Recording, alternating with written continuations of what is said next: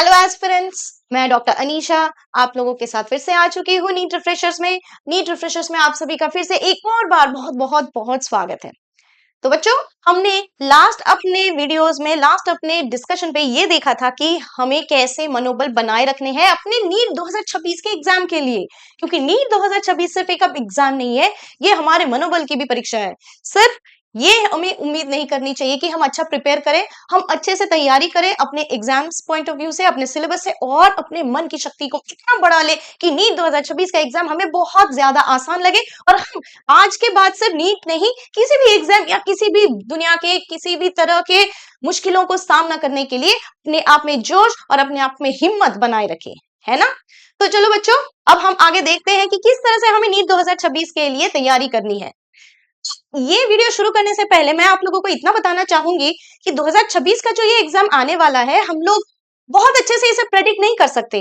कोई जानता है कि ये किस तरह से आ सकता है, कोई कहता है नहीं जानता है, तो ये बिल्कुल प्रेडिक्टेबल नहीं है। जैसे 2025 में क्वेश्चन पेपर कैसा आएगा नहीं आएगा प्रेडिक्टेबल नहीं था, वैसे ही 2026 भी प्रेडिक्टेबल नहीं है।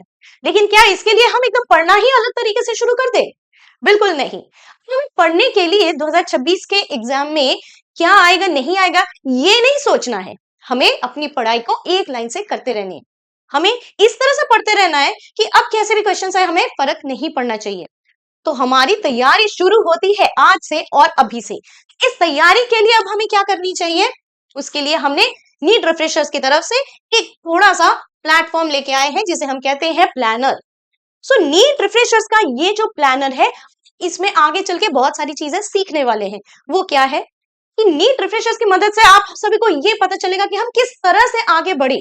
क्योंकि बच्चों, ये तो हम सब जानते हैं कि नीट का सिलेबस बहुत वास्ट है। एग्जाम जो हम नीट दे रहे हैं, इसमें दो चीजें बहुत ज्यादा मायने रखती है। क्या आपको पता है वो दो चीजें क्या है? जी हाँ, बिल्कुल, हमें कमेंट पे जरूर लिखिए। तो दो चीजें, सबसे पहले तो ये होता है कि time management. Time management throughout the year, हर एक दिन का, हर एक महीने का, इनफैक्ट एग्जाम के 3 घंटे का। सो टाइम मैनेजमेंट जितना इंपॉर्टेंट कोई भी चीज अब नीट के अलावा कहीं और नहीं दिखता है। दूसरा कि टाइम मैनेजमेंट करते हुए हम अपने दिमाग को कितना शांत रख सकते हैं, कितना कंपोज्ड रह सकते हैं और कितने अच्छे से रिजल्ट दे सकते हैं।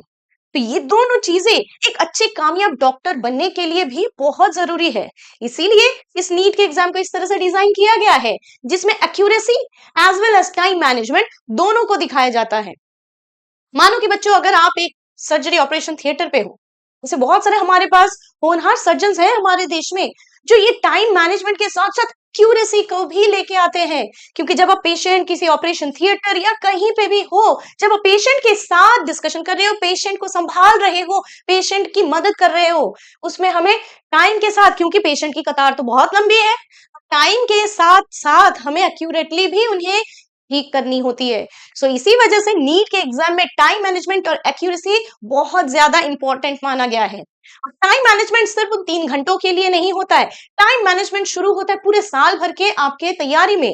टाइम मैनेजमेंट शुरू होता है हर एक महीने के आपके टारगेट्स पे, हर एक एग्जाम, हर एक एमसीक्यू क्वेश्चन के टारगेट पे, हर एक दिन का एक टारगेट। तो जब पूरे दिन, पूरे महीने, पूरे साल भर का हम टारगेट लेके टाइम मैनेज करते हुए एक्यूरेटली आंसर्स की तरफ जाते हैं, तो हमारे लिए नीट बहुत आसान हो जाता है। तो ये दोनों चीजें जरूर याद रखना बच्चों, टाइम और एक्यूरेसी। ये नीट के दो सबसे इंपॉर्टेंट पॉइंट्स है जिनके बिना नीट में सफल होना नामुमकिन होता है। अब इन्हीं दोनों पॉइंट्स को नजर में रखते हुए प्लानर जैसा डिसाइड किया है। क्या है वो प्लानर? सबसे पहले इस प्लानर में आते हैं जिसे हम कहते हैं month wise focus area. Month wise focus area पे जब हम देख रहे हैं, इन मंथ वाइज फोकस एरिया पे सबसे पहले जुलाई, इसी मंथ से अगर हम देखें तो जुलाई के महीने से शुरू होता है हमारा ये पूरा का पूरा प्रिपरेशन, और जुलाई से सितंबर के टाइम पे हम 11th के पूरे सिलेबस को खत्म करने को कोशिश करेंगे। उसके साथ साथ जैसे ही आता है अक्टूबर से दिसंबर 12th के सिलेबस को, क्योंकि 11th के सिलेबस को और 12th के सिलेबस को जब हम इंडिविजुअली कंप्लीट कर लेते हैं, एक अलग तरह का बोनस, एक अलग तरह का कॉन्फिडेंस बूस्ट मिलता है। तो हमें अलग अलग पहले ईयर वाइज इन सिलेबस को कंप्लीट करना है। ईयर वाइज ये सिलेबस हम कैसे डिवाइड करें? बहुत सिंपल है, जैसा एनसीईआरटी में दिया गया है। एनसीईआरटी में जो 11th स्टैंडर्ड के लिए वॉल्यूम 1 की किताबें हैं, जो 12th स्टैंडर्ड के लिए वॉल्यूम 2 की किताबें, हम उन्हें पढ़ते हैं और उस हिसाब से अपने सिलेबस को डिवाइड करते हैं।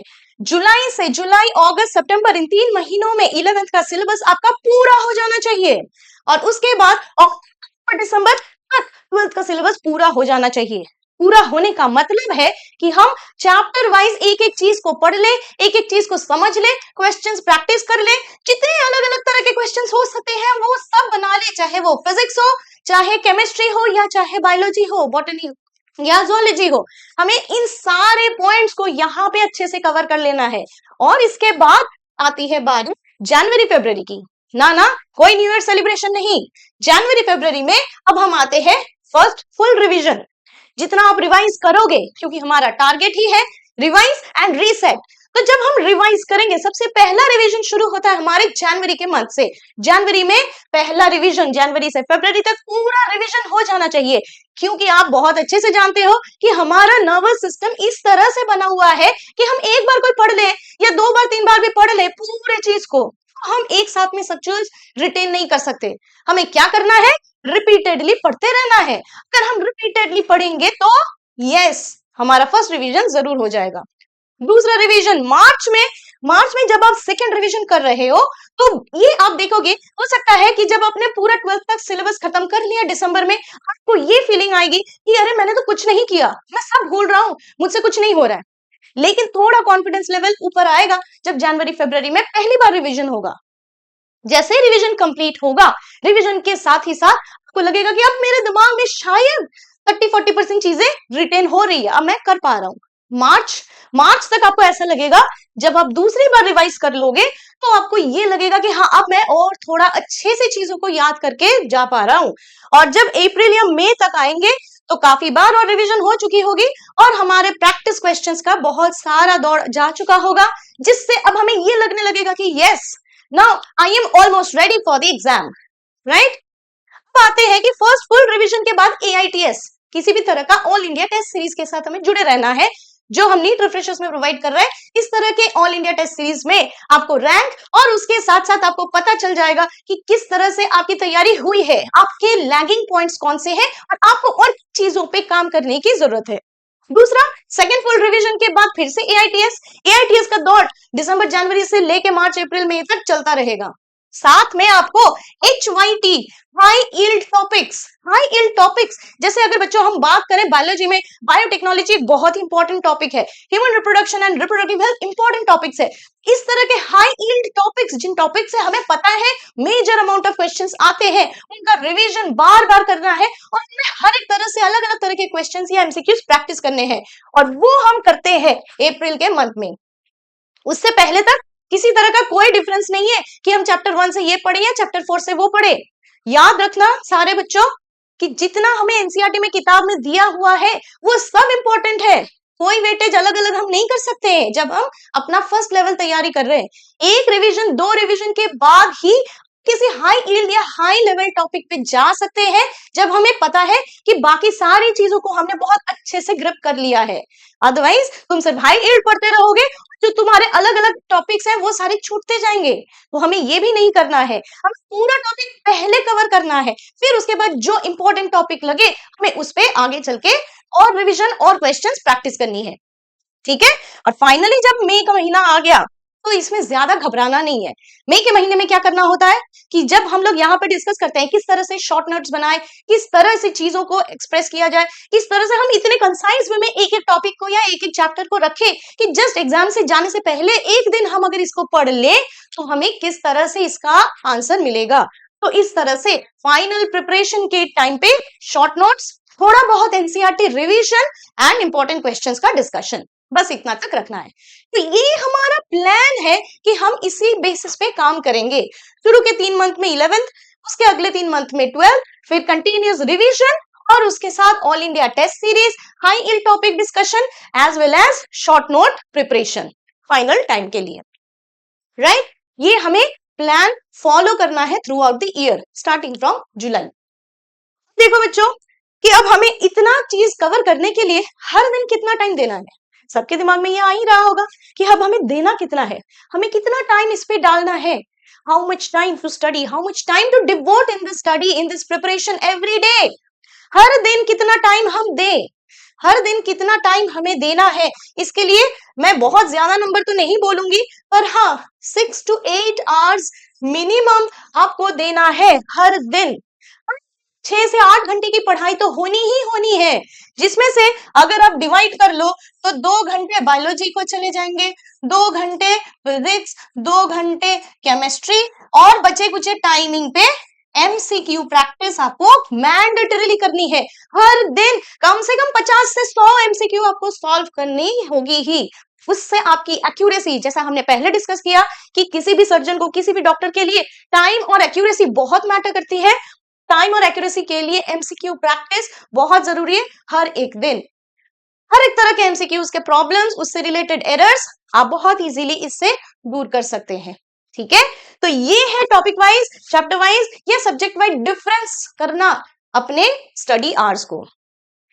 ये एक हो गया। अब आते हैं कि ये स्टडी प्लानर और एमसीक्यू प्रैक्टिस में अब हम क्या करने वाले हैं। तो नीट रिफ्रेशर्स की तरफ से एक स्टडी प्लानर आप लोगों को हम लोग देना चाहते हैं। स्टडी प्लानर के साथ हमारे साथ आप जुड़े रहिए। हर दिन, हर हफ्ते study plan as well as check करेंगे कि कितना प्रोग्रेस हुआ है with an MCQ practice session. तो एमसीक्यू प्रैक्टिस सेशन के साथ साथ PYQ question practice session and study plan. इसके अलावा भी अगर आपको किसी और तरह के प्रॉब्लम्स हो रहे हैं, अगर कोई बहुत डिमोटिवेटिंग फीलिंग हो रही है, तो इन सारी चीजों के डिस्कशन के लिए नीट रिफ्रेशर्स के साथ जरूर जुड़े रहिए। और नीट रिफ्रेशर्स आपको जरूर वादा करता है कि स्टडी प्लानर, एमसीक्यू और इसके अलावा जितने भी सपोर्ट आपको चाहिए अपने नीट 2026 के एग्जाम को क्लियर करने के लिए, नीट रिफ्रेशर्स आपके साथ हमेशा हमेशा हमेशा जुड़ा रहेगा। सो इसी एक शॉर्ट नोट के साथ अब हम विदा लेते हैं। Thank you all, please subscribe and like, and हमारे चैनल में जुड़े रहने के लिए बहुत बहुत धन्यवाद। Thank you all my students, and best of luck, all the best to all the aspirants of NEET 2026।